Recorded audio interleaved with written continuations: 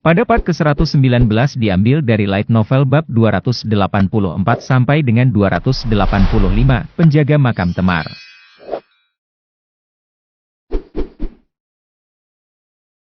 Cahaya fajar menyinari Faolai. Murakan memegang kuncinya, tapi mau tak mau dia merasa getir. Penyesalan, kesedihan, kerinduan, penghinaan terhadap diri sendiri, dan ketidakberdayaan menguasai dirinya. Semua emosi yang gelap dan berat ini menusuk hatinya. Seorang teman. Lebih berharga dari siapapun atau apapun. Begitulah Temar bagi Murakan. Jika Temar menginginkan sesuatu, Murakan bersedia berjuang melawan segala rintangan, dan jika Temar berada dalam bahaya besar, dia dengan senang hati akan menyerahkan nyawanya untuk menyelamatkannya. Tapi dia tidak bisa. Jika naga hitam kuno yang berumur lebih dari 3000 tahun memilih kenangan paling menghancurkan dalam hidupnya, tidak diragukan lagi itu adalah kematian Temar. Shuri menjilat bahu Murakan. Dia tidak merespon meskipun Shuri berkali-kali menjilat, jadi Shuri menjerit sedih dan kembali ke batu delima merah itu. Murakan. Jin juga tidak bisa berkata banyak. Normal jika Murakan merasa begitu sedih. Jin juga kehilangan seseorang yang dia sayangi lebih dari siapapun di kehidupan sebelumnya.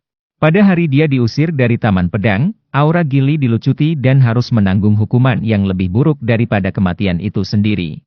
Tiba-tiba, Jin teringat akan apa yang terakhir kali dia lihat tentang Gili di kehidupan sebelumnya, yang membuatnya merasa tertekan juga. Tangan Murakan gemetar saat dia memegang kunci.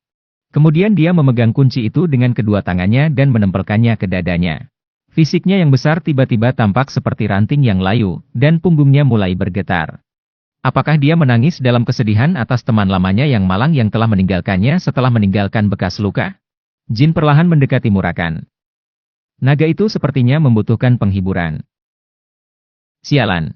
Apa yang salah? Terkutuklah semuanya. Murakan mengutuk keras. Hah? Apa? Murakan? Yang kumaksud adalah kunci ini. Aku telah memasukkannya dengan bertonton energi bayangan, namun tetap tidak mau bergerak. Sekarang, semuanya ingin membuat kesal Murakan yang hebat, bukan? Baiklah, mari kita lihat siapa yang menang permainan ini, dasar mainan kecil sialan. Murakan memang gemetar, tapi bukan karena menangis. Dia gemetar karena dia memasukkan energi bayangan dalam jumlah besar ke dalam kuncinya. Itu juga sebabnya dia memegang kunci di dadanya. Pada awalnya, dia dengan santai memasukkan shadow energy ke dalam kunci dengan satu tangan, tetapi begitu dia menyadari tidak ada yang terjadi, dia mulai menggunakan kedua tangannya untuk memasukkan shadow energy dalam jumlah besar. Ayo, aktifkan. Menurutku itu telah menyerap energi bintang 5. Jin merasa sangat bingung tapi segera tertawa. Berhentilah terlalu bersemangat. Aku akan mengirim Gili berlibur segera setelah kita kembali, jadi mungkin kalian berdua bisa jalan-jalan bersama. Melemparkan. Murakan menoleh secepat kilat. Apakah kamu serius? Tentu saja. Itu tidak akan menjadi sesuatu yang terlalu sulit. Akhirnya, sudah saatnya kau membalas budiku karena telah membesarkanmu, bocah. Buahaha, benar. Beri dia liburan panjang yang menyenangkan selagi kau berada di sana, jadi aku bisa menikmati perjalanan yang menyenangkan bersama Strawberry Pie dan... Tapi Strawberry Pie, maksudku, Gili, mungkin juga akan menolakmu, tahu? Pernahkah kamu mempertimbangkan hal itu? Apa? Sepertinya kau mengira Gili pasti akan menerima kencan denganmu kalau saja dia berlibur. Aku ingin tahu apakah kau bisa mengatasi penolakan lagi. Pasti menyakitkan, tahu. Murakan hampir marah, tapi dia malah memutuskan untuk mengejek Jin. Buahaha, kamu tidak tahu apa-apa. Sebaliknya, kamu sudah berada di Lavrarosa sejak akhir tahun 1797. Pokoknya, berjanjilah padaku kamu tidak akan menarik tawaran itu, karena dia pasti akan menerimaku. Tanggapannya membuat Jin kesal secara misterius. Sepertinya tidak terjadi apa-apa antara dia dan Gili. Kenapa dia begitu percaya diri? Maksudku, benarkah keduanya berpacaran? Mengapa saya begitu peduli dengan hal-hal ini? Mengapa ini sangat menjengkelkan? Dan Murakan berpikir, aku hanya memberikan respon karena bocah itu sangat menyebalkan, tapi bagaimana jika dia benar-benar menolakku? Tentu saja, baik Jin maupun Murakan tidak bisa membaca pikiran satu sama lain. Tentu. Silakan aktifkan kuncinya sekarang, oh naga hitam yang hebat. Iya, tunggu saja. Murakan mulai memasukkan energi bayangannya ke dalam kunci lagi. Tapi benda itu tetap tidak mau bergerak, tidak peduli betapa kerasnya dia mengerahkan kekuatannya ke dalamnya. Pada saat itu, seluruh pembuluh darah di leher Murakan pecah karena usaha tersebut. Solderet, itu. Kenapa dia membuat alat seperti itu? Murakan melemparkan kunci ke tanah dan terengah-engah. Mungkin dia salah melakukannya. Atau mungkin Pichon memberitahu kita sesuatu yang salah. Tak satu pun dari hal tersebut yang benar. Sudah kubilang, Solderet biasa membuat banyak hal ini. Dan Pichon juga tidak mungkin salah karena memang disinilah Temar dimakamkan. Saya bisa merasakannya. Lalu kenapa tidak berhasil? Aduh! Murakan tiba-tiba berubah menjadi wujud aslinya. Jin secara naluriah melihat sekeliling. Mereka berada di dataran terbuka. Tidak ada yang bisa menyembunyikan Murakan. Menurutmu mengapa kita datang jauh-jauh ke pegunungan Hola? Jika seseorang melihatmu, semua usaha akan sia-sia. Kenapa kamu tiba-tiba berubah?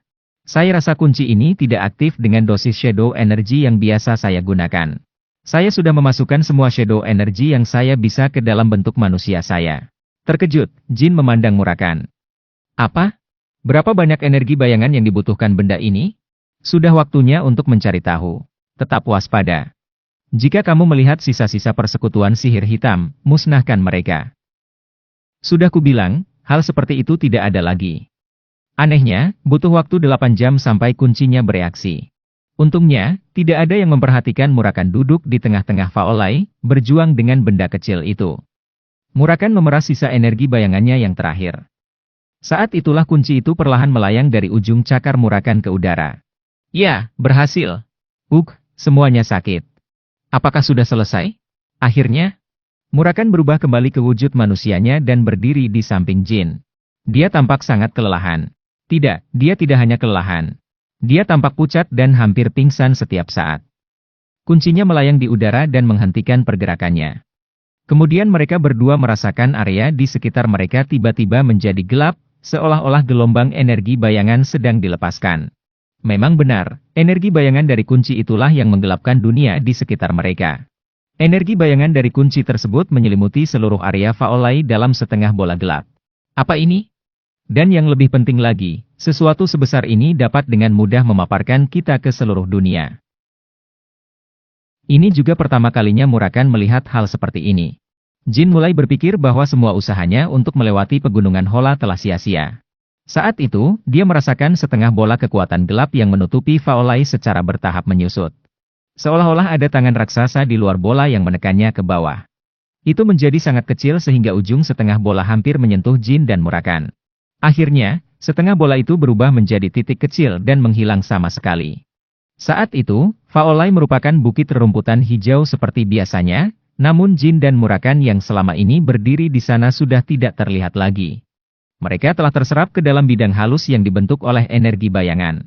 Yah, aku tahu aku mengeluarkan terlalu banyak energi bayangan. Apakah itu ruang halus? Murakan tertawa. Jin melihat sekeliling, takut dan curiga dengan perubahan spasial yang tiba-tiba. Itu gelap dan sama sekali tidak ada apa-apanya. Di saat yang sama, tempat itu sangat luas sehingga dia hampir tidak bisa menebak ukuran tempat itu. Tempat terpencil ini adalah makam pertama Temar Rankandel. Solderet berbuat banyak untuk menyembunyikannya, namun si Ple itu datang ke sini dan menjarahnya. Murakan menggelengkan kepalanya, nyaris tidak bisa mengendalikan amarahnya. Buatlah bunga dengan energi bayanganmu, nak. Jin belum pernah mencoba hal seperti itu sebelumnya. Tapi itu tidak terlalu sulit karena yang harus dia lakukan hanyalah membentuk shadow energy menjadi bunga. Jin menciptakan bunga buatan dengan shadow energy dan meletakkannya di tanah. Mayatnya sudah tidak ada lagi, tapi kita masih harus meninggalkan sekuntum bunga. Jin meninggalkan bunga itu di tanah. Mereka berdiri diam selama 1 menit. Keduanya memberikan penghormatan, Murakan sebagai sahabat dan Jin sebagai keturunan. Nak? Ya. Terima kasih. Angin bertiup dari suatu arah setelah mereka memberikan penghormatan. Angin dengan lembut membawa bunga itu dan lewat dengan acuh tak acuh.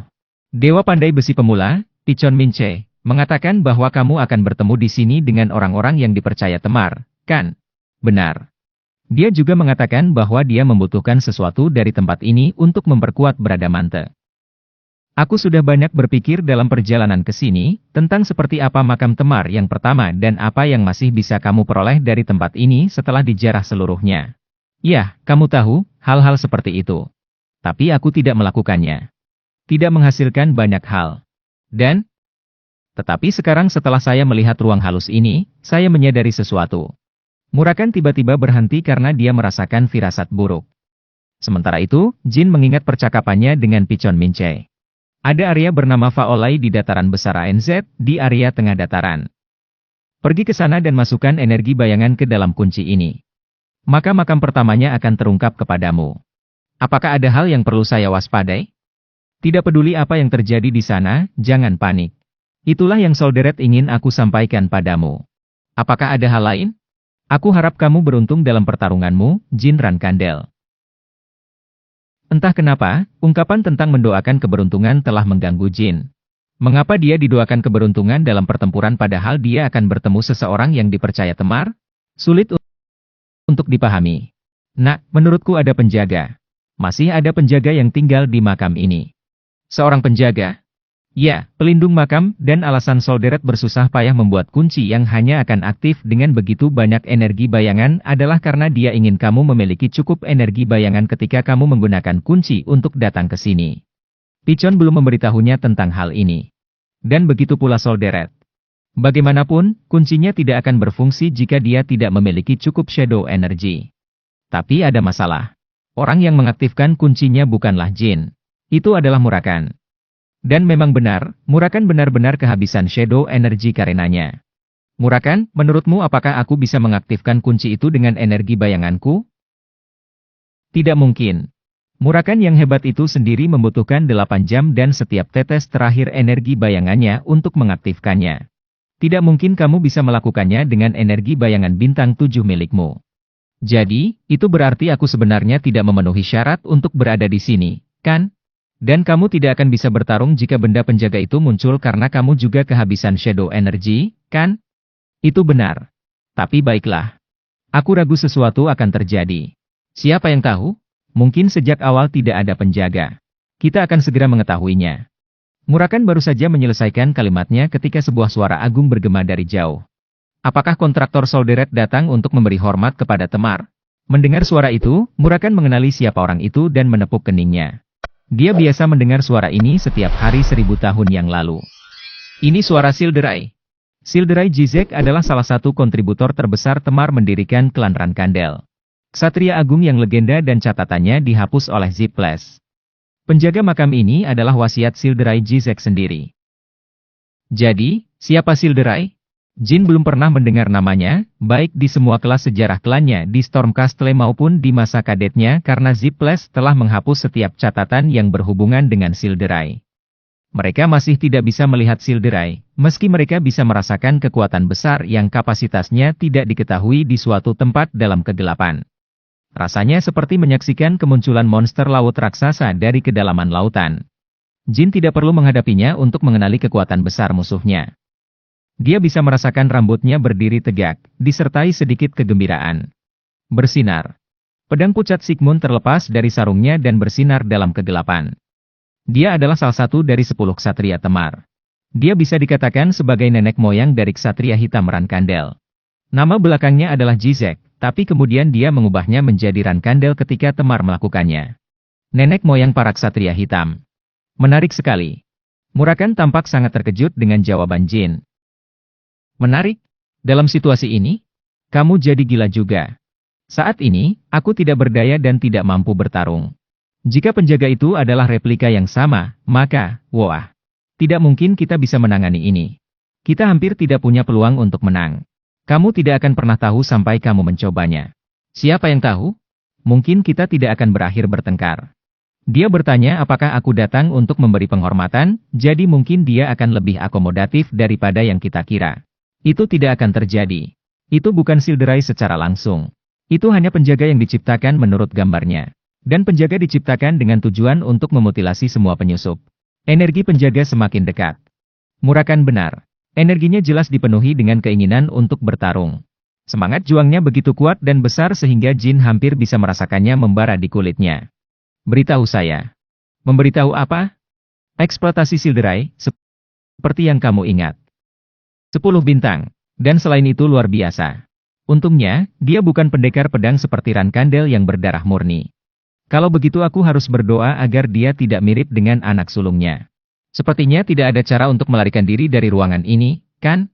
Kita memasukkan jumlah energi bayangan yang sama ke dalam kunci atau penjaga yang menunjukkan jalannya. Itu pasti salah satu dari keduanya. Baiklah, pertarungan tidak bisa dihindari. Mari kita lihat apa yang terjadi setelah aku berselisih paham dengannya dan menilai pilihan kita. Jin mengambil pendiriannya. Murakan mengamatinya dan berpikir sendiri. Entah kenapa, anak gila ini sepertinya menikmati ini. Sampai batas tertentu, hal itu memang benar. Jin merasa puas mendapat kesempatan bertarung melawan Silderai, salah satu nenek moyang para ksatria hitam. Namun, kepuasannya tidak hanya berasal dari kecintaannya pada pertempuran atau kecerobohannya sebagai seorang pejuang. Setiap cobaan yang dilakukan Solderet kepadanya adalah ujian yang dirancang untuk dia atasi.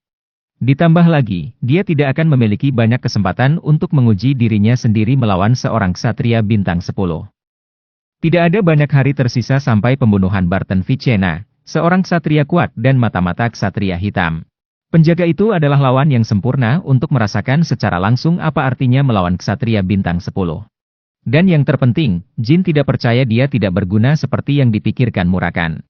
Jika ada yang tidak beres, saya selalu dapat memanggil saudara-saudara Lavrarosa saya, meskipun saya memilih untuk tidak melakukannya jika saya dapat menghindarinya. Akhirnya, sang penjaga menampakkan dirinya dari tepi kegelapan. Ia mengenakan baju besi yang mirip dengan milik Satria penjaga Rankandel. Ia memiliki fisik yang besar, otot-otot yang menonjol yang menolak untuk disembunyikan di bawah armor, dan tatapan tajam dan intens yang sepertinya mampu menembus baja. Ia menggunakan pedang raksasa yang mengesankan, lebih besar dari tubuhnya sendiri. Itu lebih kokoh dari pedang kapak luna dan sepertinya mengejek fakta bahwa nama Silderai tidak pernah diturunkan dari generasi ke generasi. Siapapun yang bisa menggunakan pedang besar itu sesuka hati seharusnya menjadi bagian dari sejarah seni bela diri. Penjaga itu berhenti sekitar 20 langkah dari keduanya. Itu adalah penjaga yang dibentuk dari prinsip yang sama dengan panggilan cahaya gelap Jin. Solderet telah membentuk jiwa dan kemauan Silderai dengan shadow energy sehingga orang mati dapat muncul sementara di dunia kehidupan ketika kondisi tertentu terpenuhi. Jin dan Murakan menyadari fakta ini saat mereka melihat sang penjaga. Saya penjaga makam ini, Silderai Rankandel. Hei, Silderai. Apa kamu tidak mengenaliku? Murakan melangkah maju dan berteriak. Penjaga itu memusatkan pandangannya pada Jin dan mengabaikan Murakan sepenuhnya. Jawab aku, Silderai. Jawab. Aku Murakan, si naga hitam. Aku tidak tahu orang tak berguna dan tak berjiwa itu. Apa, orang yang tidak punya jiwa dan tidak berguna? Pergilah. Urusanku bukan denganmu. Wow, hal-hal yang dia katakan. Tentu, aku mungkin telah kehilangan kekuatan masa jayaku, dan ya, aku mungkin sama sekali tidak memiliki energi bayangan saat ini. Tapi beraninya kamu mengatakan hal itu kepadaku, Silderai? Aku adalah milik tuanmu naga penjaga, Temar. Sebutkan nama Temar sekali lagi, dan aku akan menggorok lehermu tanpa peringatan. Penjaga itu tampak kesal terhadap Murakan karena suatu alasan. Menjadi replika sempurna Silderai yang dibuat dengan shadow energy, ingatannya tetap utuh. Murakan menatap penjaga itu dengan kebencian. Naga itu ingin menghajarnya, tapi itu selalu menjadi tugas yang menantang bagi Murakan, bahkan di masa jayanya. Untuk saat ini, dia bahkan tidak memiliki shadow energy yang tersisa, jadi dia harus menahannya. Sebutkan nama Anda, kontraktor terakhir Solderet. Saya Jin Rankandel. Mata Silderai berubah termenung. Solderet sudah menepati janjinya. Sekarang giliranku yang menepati janjinya. Suara mendesing. Silderai dengan lembut mengayunkan pedang raksasa itu. Ayunan itu menghasilkan angin pedang yang kuat yang mengacak-acak rambut Jin dan Murakan. Aku, Silderai Rankandel dari 10 ksatria, akan menyampaikan wasiatku kepada kontraktor terakhir Solderet sesuai dengan janji kuno yang aku buat dengan Dewa Bayangan. Transmisi wasiatnya. Implikasinya sederhana. Kontraktor, Jin Rankandel. Persiapkan dirimu untuk melawanku. Penjaga, Ser Silderai Rankandel. Tolong berjanjilah padaku satu hal. Terlepas dari kata-katanya yang sopan, Jin menatap mata penjaga itu seolah ingin mengajukan permintaan. Berbicara. Murakan saat ini tidak bisa bertarung. Maukah kamu membantuku dengan menyelamatkan nyawanya? Selama dia tidak ikut campur. Terima kasih. Itu sudah lebih dari cukup, meski melukai harga diri Murakan. Terimalah hasil pertempuran dengan rendah hati. Tepat setelah mengucapkan kata terakhirnya, pedang raksasa penjaga itu bersinar. Itu benar-benar kilatan cahaya. Itu adalah hasil dari gerakan cepat pedang raksasa itu. Tidak ada yang akan percaya betapa cepatnya pedang besar ini bergerak sampai mereka melihatnya dengan mata kepala sendiri. Sial, Sial! Pedang raksasa itu berbenturan dengan Sigmund dan mengeluarkan suara yang memekakkan telinga. Lantai batu yang keras hancur. Pecahan batu kembali menjadi shadow energy dan menguap. Gelombang kejut melanda daerah sekitarnya. Jin mengertakkan gigi. Jika dia tidak menghabiskan setahun terakhir untuk membiasakan diri dengan teknik pertempuran para raja pertempuran atau memiliki kesempatan untuk merasakan pedang Vanessa, dia akan tercengang pada serangan pertama. Ini luar biasa. Serangan sang penjaga membawa beban seberat gunung dan ujung tajam dari obsidian bergerigi. Murakan dikirim terbang di udara. Gelombang kejut dari serangan pertama membuatnya terjatuh ke tanah. Untungnya, dia tampaknya tidak mengalami cedera serius. Murakan akhirnya mendarat dan menggumamkan segala macam kutukan sambil menjauhkan diri dari pertempuran. Penjaga itu tidak repot-repot mengejarnya. Serangan kedua dan ketiga terjadi pada Jin. Setiap benturan pedang membawa rasa sakit yang luar biasa pada tulang yang hampir patah dan kulit terkoyak. Namun meski kesakitan, tubuh Jin terdistribusi dan menahan pukulan itu. Semua pelatihan saya telah membuahkan hasil. 10 bintang. Satu langkah lagi untuk mencapai bintang ilahi. Tidak ada cara untuk mengetahui apakah penjaga itu adalah tiruan sempurna dari Silderai, yang seharusnya menjadi ksatria bintang 10 yang luar biasa, tapi Jin dapat dengan yakin mengatakan bahwa serangan sederhana ini memiliki kekuatan ksatria bintang 10 di belakang mereka. Kekuatan destruktif mereka setara dengan kekuatan Vanessa atau Raja Pertempuran. Jin melawan serangan penjaga ini hanya dengan keterampilan pedang murni. Tapi saya tidak melihat adanya peluang untuk melakukan serangan balik. Itulah masalahnya. Dia bertahan dengan putus asa sehingga dia tidak punya waktu untuk menyerang. Pedang raksasa penjaga itu berkedip beberapa kali per detik untuk menekan Jin dari segala arah. Penjaga itu jelas dan jauh lebih kuat dari Jin. Tapi Jin selalu bertarung melawan musuh yang lebih kuat. Setiap kali dia menghadapi musuh yang lebih kuat dari dirinya, terjadi kekacauan dengan unsur kejutan. Kemampuannya untuk merespons dengan tenang dalam pertempuran berasal dari kesadaran bahwa musuhnya tidak mengetahui semua kartunya. Meriam foton, rune Miulta, energi petir sang legenda, energi bayangan, dan banyak lagi. Gerakannya secara konsisten membuahkan hasil yang luar biasa. Tapi apakah mereka akan berhasil melawan Ksatria Bintang 10 juga? Jin menyadari jawaban atas pertanyaan itu adalah tidak ketika dia berjuang melalui persidangan Vanessa. Pada saat itu, dia menghadapi meriam foton dan teknik pedang legenda seolah-olah itu hanyalah trik yang menarik. Seolah-olah elemen kejutan tidak ada artinya bagi ahli pendekar pedang yang berada di puncak dari apa yang bisa dicapai dengan pedang. Teknik apapun yang tidak memiliki kedalaman dan penguasaan serupa dengan teknik mereka tidak lebih dari sekadar tontonan sepele. Saya harus menggunakan teknik tempur pertempuran dewa dari awal. Sisanya tidak akan merugikannya sama sekali. Tentu saja, kilat dan despotisme tentu saja merupakan teknik yang ampuh. Tapi Jin belum bisa mengeksekusinya pada level bintang 10. Menggunakannya untuk menciptakan celah atau ilusi yang sedikit efektif hanya akan menyebabkan kerugiannya sendiri. Pertama, aku akan memanggil tes untuk mengulur waktu dan menggunakan teknik tempur dewa pertempuran, erosi, untuk menciptakan ruang bagi diriku sendiri. Brengsek. Gerbang dimensional tidak mau terbuka. Apakah ini dunia mati lainnya? Jin melakukan pemanggilan untuk membuka gerbang dimensional menuju alam api, tetapi gerbang tersebut menolak untuk dibuka. Jin tahu dari pengalaman bahwa gerbang dimensional tidak akan terbuka di alam mati. Ruang halus yang diciptakan oleh Solderet ini adalah alam mati lainnya. Dia mati-matian mencoba panggilan cahaya gelap, dengan efek yang sama. Tidak ada pemanggilan yang mungkin dilakukan di alam mati. Sepertinya kamu mencoba beberapa hal, tapi semuanya gagal. Meski begitu, aku terkesan kamu tidak kehilangan ketenanganmu. Penjaga itu mengayunkan pedang raksasa itu dengan kekuatan yang lebih besar kali ini. Saat itulah Jin mundur untuk pertama kalinya. Perbedaan kemampuan mereka menjadi semakin terlihat. Kekuatan murni, presisi, dan pengalaman. Tak perlu dikatakan lagi, penjaga itu melampaui Jin dalam segala aspek. Setetes darah menetes dari bibir Jin. Mulutnya terpotong akibat benturan tersebut, namun organ dalamnya tetap utuh. Sialan. Aku tidak mengira ini adalah alam mati. Lain kali aku memasuki ruang yang tidak diketahui, aku akan ingat untuk memeriksa terlebih dahulu apakah pemanggilan berhasil. Jin mengatur napasnya. Meskipun apa yang dia simpan untuk skenario terburuk diblokir, itu tidak berarti semuanya sudah berakhir. Dia sebenarnya tidak ingin menggunakan ini karena misinya masih beberapa hari lagi. Energi petir mulai melonjak di dalam light heart miliknya. Jika ini tidak berhasil, satu-satunya yang tersisa adalah berdoa dan melarikan diri.